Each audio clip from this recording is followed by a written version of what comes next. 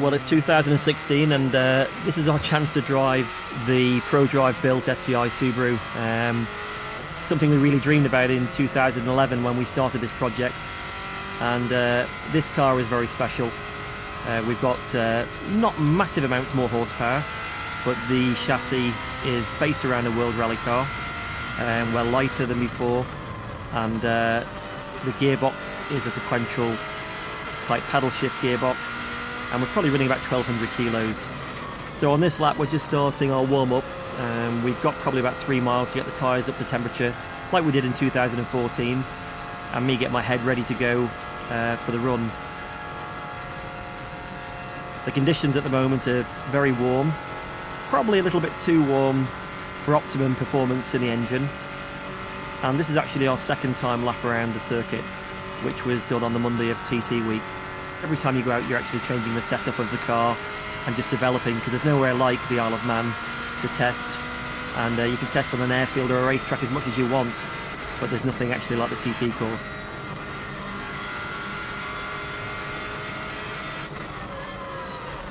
So we're getting quite close now to the last few bends. I'm just getting the feel again of the car. As you can see, getting plenty of heat into the tyres. And looking forward with anticipation for the start of the run.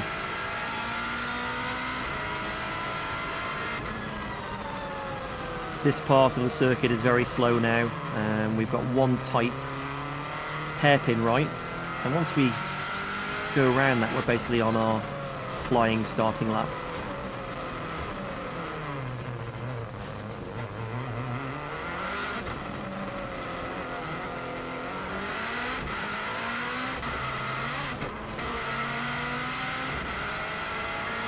So here we go, we're now accelerating for the flying start, and we're just about to go across the start line now. We're on our lap. Famous part for me is Bray Hill. Up to 170 miles an hour now, which is definitely faster than before.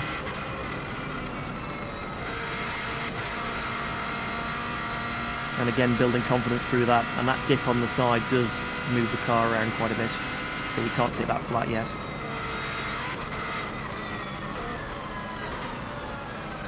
First big braking point. All the way down to second gear. Bit of oversteer there. Tyres probably a little bit cool. And one feature we got for this car, which makes it a little bit more interesting, is we've got DRS like a Formula 1 car. Now you'll actually see when the red light comes on, that's when we're activating it. And the more confident I got with the car, the more I could actually use the DRS to give us more top speed and reduce the drag. Flat out now all the way to Union Mills.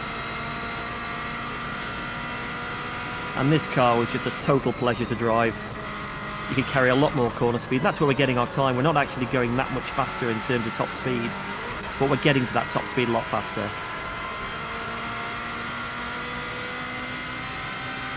Lovely section through there, little bump on the inside. And now it gets really fast all the way to Greba. The only corner in the middle of that is Balagary, or Balascary, as we all name it.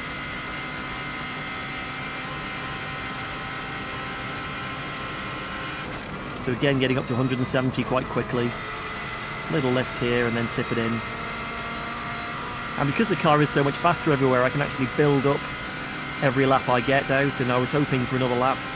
And there's a few places where we could have edged a little bit more time, just with confidence in the car. You've got two chances of a TT course. If you take it flat and it's not, you're in a lot of trouble. So you've actually got to build up to see what the car or the bike will actually do on those corners. And that just comes with time and experience. Flat out now, we've got a little jump.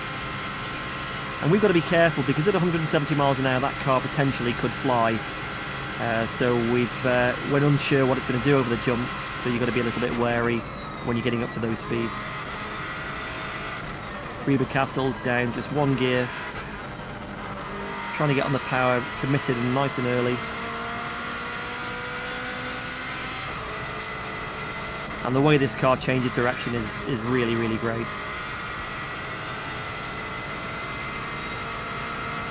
car sort of feels like part of me.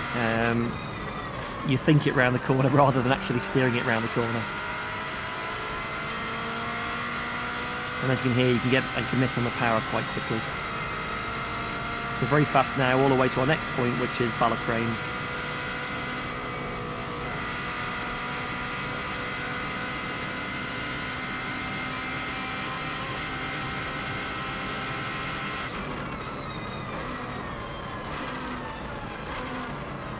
So heavy braking all the way down into third. On the power early. Tricky little corner there, you've got to get right in on the inside. And now we get on to what is quite a good section for the car, because it's there's quite a lot of corners, so we can gain a little bit of time with our corner speed through this lot, all the way to Glen Helen. Late apex.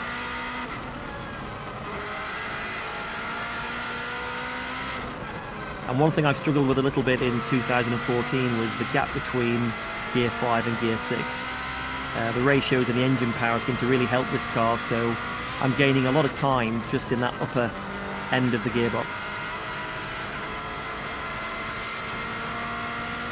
I'm changing gear with a paddle on the right hand side, pull it back to go up the gears and push it away to go down, and it's a 6-speed gearbox with a very fast change.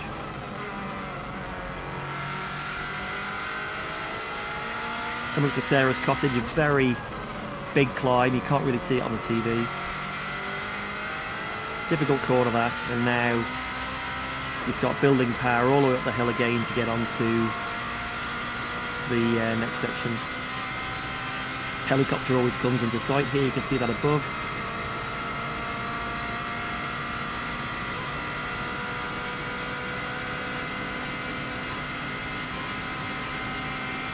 Quite a scary corner at the end, just tips it in right. There's a bump on the inside for us there. Just coming down now, got to be a little bit careful. We've got a flag being waved for loss of adhesion. There's been a bike off and hit the barrier on the right. So they've had the oil flags out. As you can see, the dust on the right and the bike still parked there. Come up for the walls now, drop it down 1 gear, and I think we dropped it down 2 gears last time in 2014.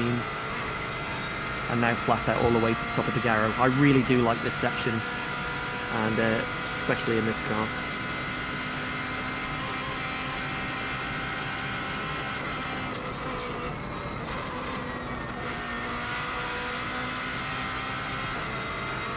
Curb jits out, and then you've got the compression at the bottom of the Garrow, and you get a real good thump going through here.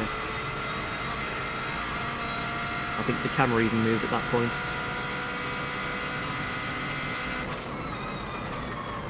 Tricky bend now, double apex right, flat left, and then a double apex left.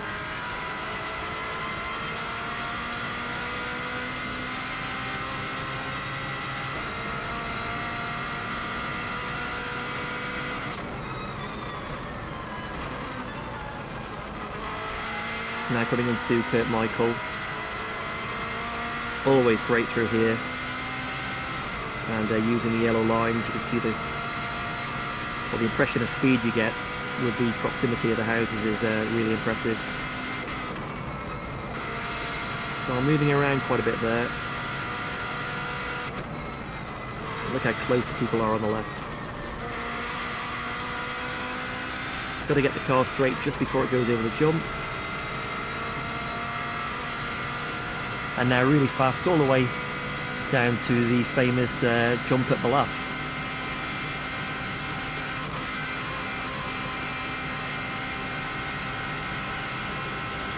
Back up at 170 miles an hour, these corners are really nice. Just nick a bit of curb on the left hand side on the next one.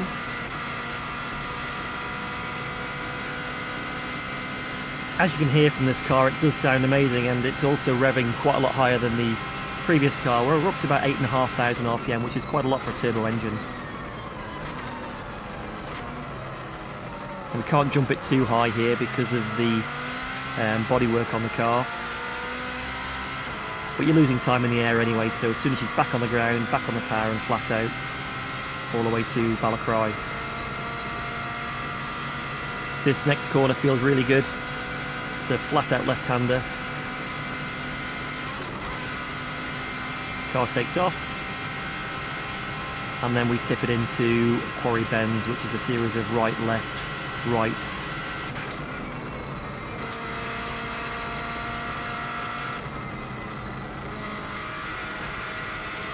Car pulling quite good to you there. Nice change of direction, and that's something this car does so much better than the production-based car as well.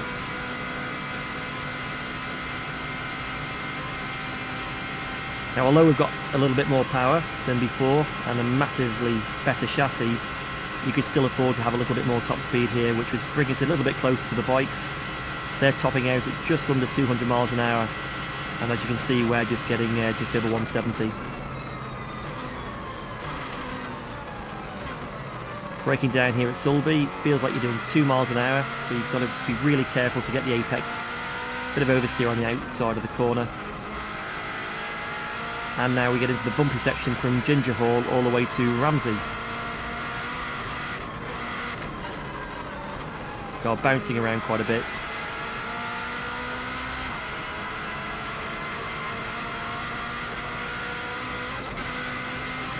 Bit of a kick on the bump there, that was quite nasty, and for the bikes they must have a hell of a hard time hanging on all the way through here.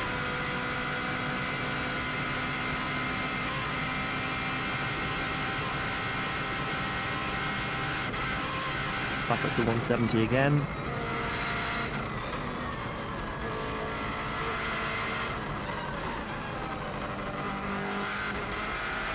Chuck her into the left, bang on the power early. Coming up now is the Conker Tree, which jits out a little bit on the left, and then we've got a nice series of a right, left and a right, and heading toward Ramsey.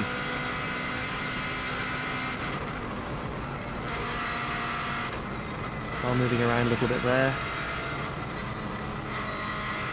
Still good corner speed. This next corner's great, small jump, and then flat out straight into the next right-hander.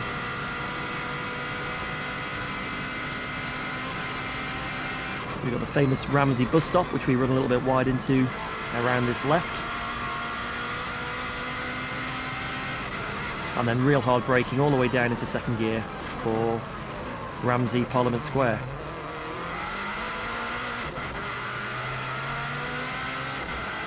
A little bit of oversteer, but not too much. Always feels great going sideways, but unfortunately it's not great for the lap time. Now the climb starts. Got the curve on the inside.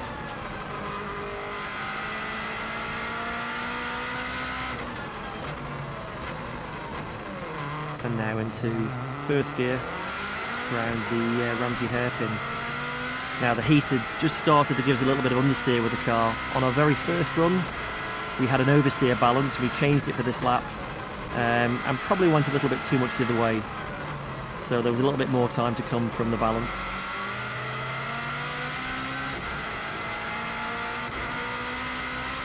Really steep now, going all the way up to the gooseneck.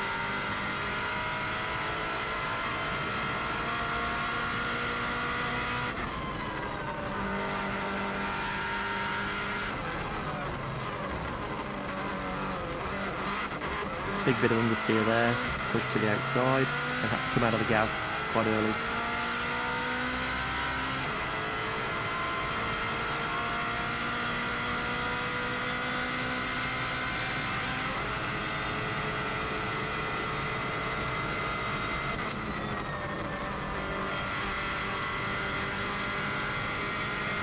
Now, even climbing up the mountain, really happy with our speed, and that was definitely an area we could gain on the previous attempts. You can see how much quicker this car accelerates from the 120 right the way through to 170.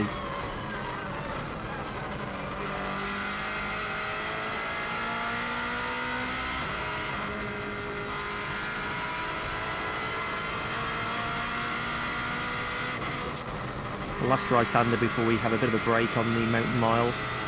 Always see the helicopter at this point, you can see it on there on the right. And the nature of the course, as you can see all the way around, is rights and lefts, and then there's probably about 5 big right-handers that link it to make it a lap. So the tyres aren't really getting mega warm, there's no big loads, and it's always very, very high-speed corners. A lot of people comment that a bike is always not quite as fast as a car around a race circuit, but the Isle of Man is different to most race circuits because of the speed and the lack of tight corners. That's the top of the mountain mile. Big long left, right, left.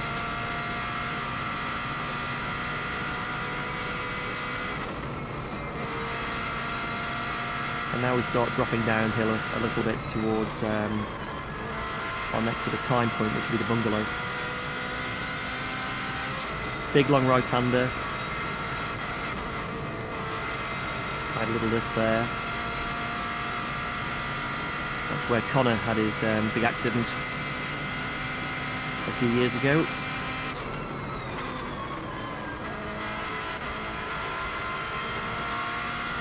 You can see the windscreen is starting to get quite covered with flies. Wasn't too bad at this time of day, but I didn't want to risk trying the wipers because it could actually make it worse, so you're better just to get on with it and ignore it.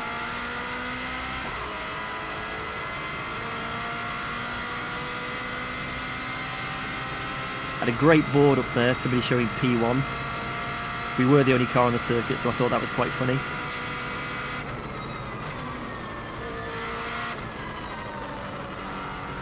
Nasty left, don't really like that corner. And now we're heading all the way down for the last sort of sector of the lap. Real nice feeling on these 3 left-hand corners. 1, 2, bang, and we pretty well take it all as one. Windy corner, up a gear from last time, 5th gear. And again, just picking a bit of understeer, we just run wide and just get the wheel on the grass there. But it's no drama.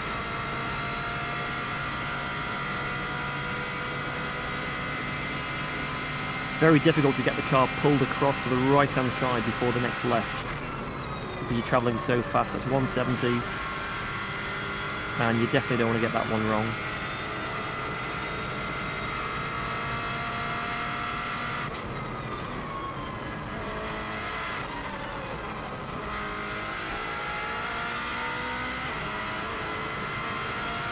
Next is Kate's Cottage.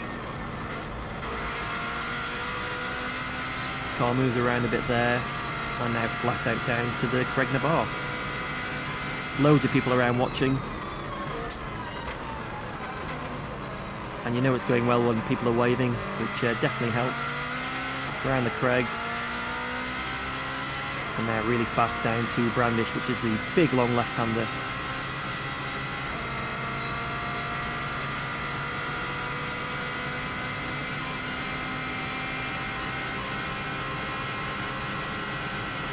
Getting back up at 170, 175 there. I sort of put the wheel on the grass, but I'm not sure if it's the best way. You might be better keeping it all on the tarmac. It does move the car around. Hilbury, big bump on the inside. Car moves about a bit there. And now coming all the way around to signpost. Get a real good buzz on these 3 lefts. You can see the car moving quite a lot and a load of steering input there.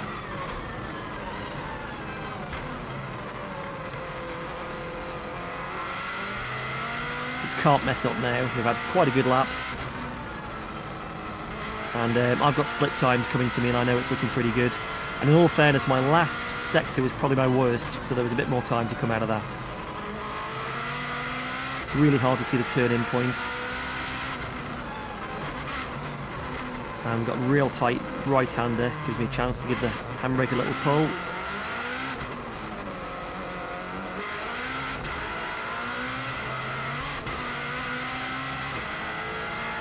DRS wide open again. And here we go for the line.